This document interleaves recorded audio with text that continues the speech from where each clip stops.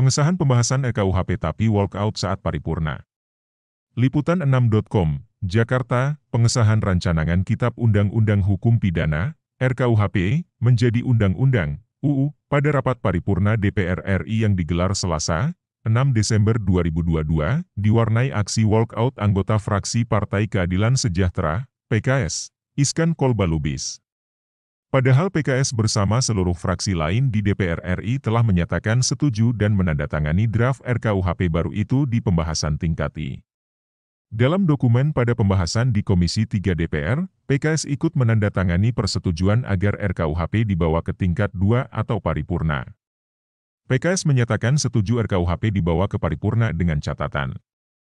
Dokumen itu ditantangani oleh pimpinan fraksi PKS DPR Jazuli Juwaini.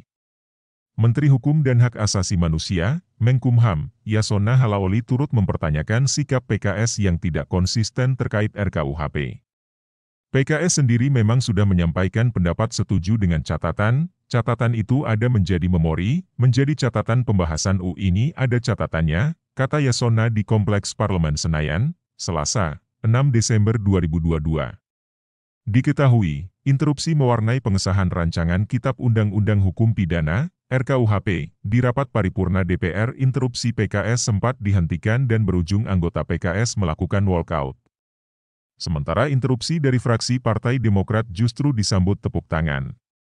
Anggota DPR fraksi Demokrat Santoso menyampaikan catatannya bahwa pada dasarnya pihaknya mendukung RKUHP.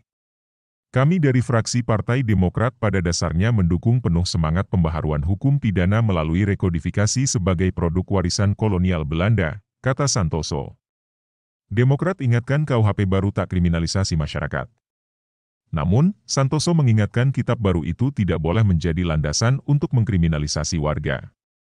Namun penting untuk diingat bahwa semangat dekolonialisasi ini jangan sampai mengkriminalisasi dan mereduksi hak-hak masyarakat, kata dia. Berikut isi lengkap interupsi Demokrat terhadap RKUHP. Kami dari fraksi Partai Demokrat pada dasarnya mendukung penuh semangat pembaharuan hukum pidana melalui rekodifikasi KUHP sebagai produk warisan kolonial Belanda. Namun, penting untuk diingat serta perlu dipastikan bahwa semangat kodifikasi dan dekolonialisasi dalam RUU KUHP ini jangan sampai mengkriminalisasi dan mereduksi hak-hak masyarakat. Fraksi Partai Demokrat menghimbau pemerintah untuk memastikan bahwa implementasi RUU KUHP ini tidak akan merugikan masyarakat melalui pengaturan yang berpotensi mengkriminalisasi. Pemerintah justru harus mampu menjamin terpenuhinya hak-hak masyarakat, terutama hak atas kebebasan berpendapat. Karena itu, diperlukan pemahaman dan kehati-hatian oleh aparat penegak hukum dalam pengimplementasian RUU KUHP.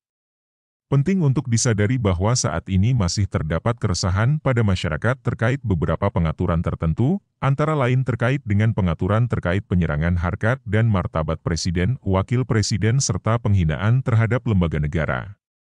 Koridor dan batasan-batasan yang telah ditetapkan terkait peraturan tersebut dalam RUU KUHP ini harus secara jelas dipahami dan dijalankan oleh aparat penegak hukum secara baik, sehingga tidak akan terjadi penyalahgunaan hukum dalam implementasinya.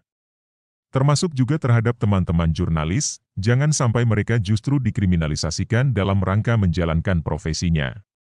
Karena itu, perlindungan terhadap hak seluruh masyarakat serta edukasi terhadap aparat menjadi PR utama yang harus diprioritaskan pemerintah setelah pengesahan RUU KUHP ini.